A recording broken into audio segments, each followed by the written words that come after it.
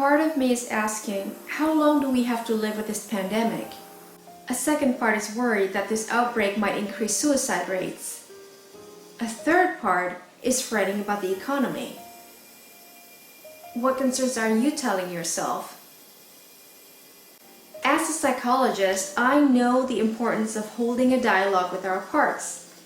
I like using a theory called Internal Family Systems, or IFS for short, partly because it has been widely researched and shown to alleviate mental pain.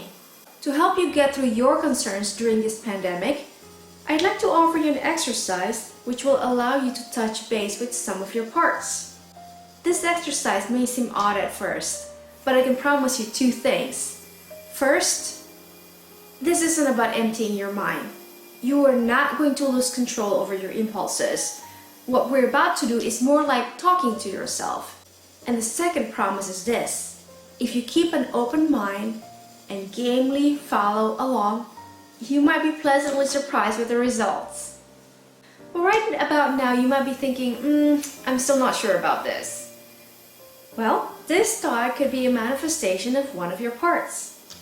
According to Dr. Richard Schwartz, the founder of IFS, what we call thinking is often inner dialogues with the different parts of us. But here are some other ways you might experience your parts. You might see them in your mind's eye, maybe like a younger version of yourself, or you might feel them as bodily sensations like tightness in your chest or a rapid heartbeat. Let me offer a couple of tips before we begin the exercise. Feel free to hit that pause button whenever you need time to dialogue with your parts. And secondly, I have found that people can better focus their attention inward when they close their eyes. So that may be something that would help you as well.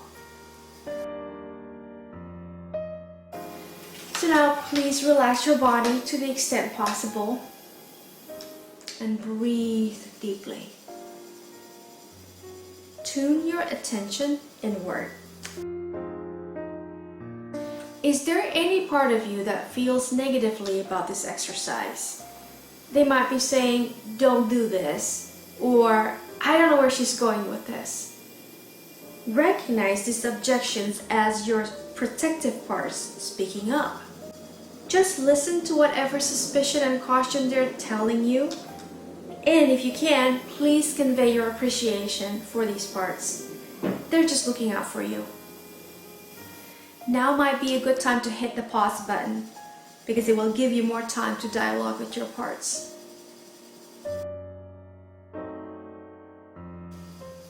Now ask them to give you the space to do this exercise for the next few minutes.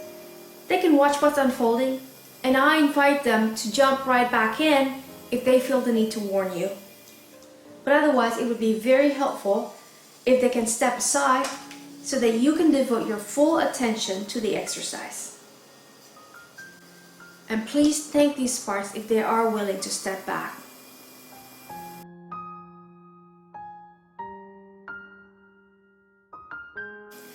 Now, I'd like you to imagine sitting at the head of a conference table.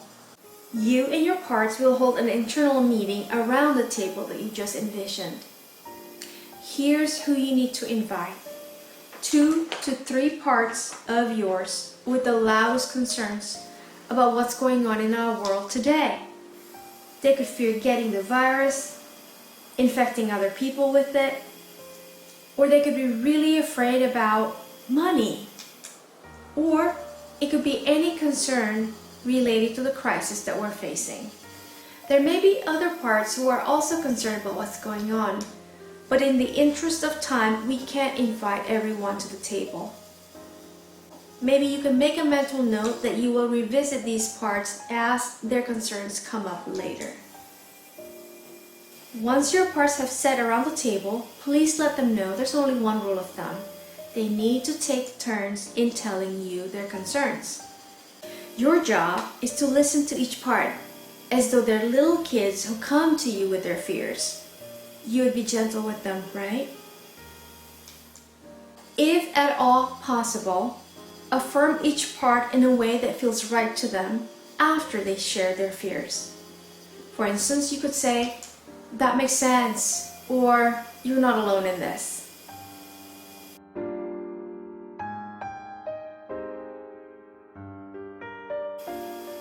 Now that you've heard from your parts, explain to them if it feels appropriate, how it would help you not to be bombarded by worry all the time.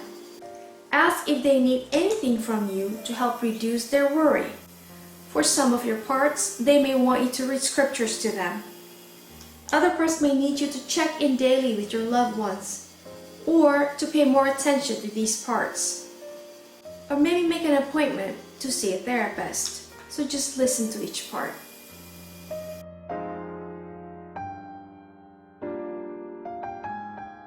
If what they're asking from you is possible, go ahead and tell them you would do it. But if what they're wanting is a little bit unrealistic, negotiate something that would be workable for you and acceptable for them. Thank these parts for sharing their concerns with you.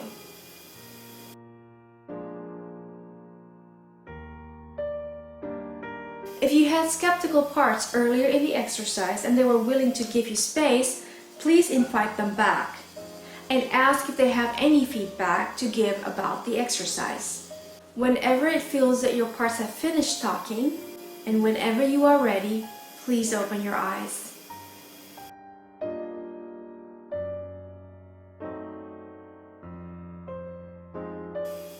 How did it go?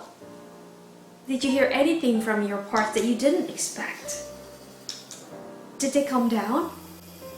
Were you able to agree on workable compromises? Let me leave you with a reminder. Whatever you promise your parts you would do, please follow through with it. This is so crucial. You see, if you don't keep your word, your parts won't trust you, and it would be more difficult for you to get their cooperation in the future.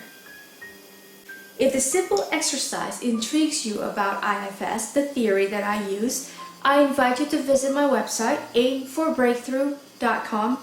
Go to the tab that's called Resources, click on it, and you'll see books listed on IFS. Finally, thank you for joining me.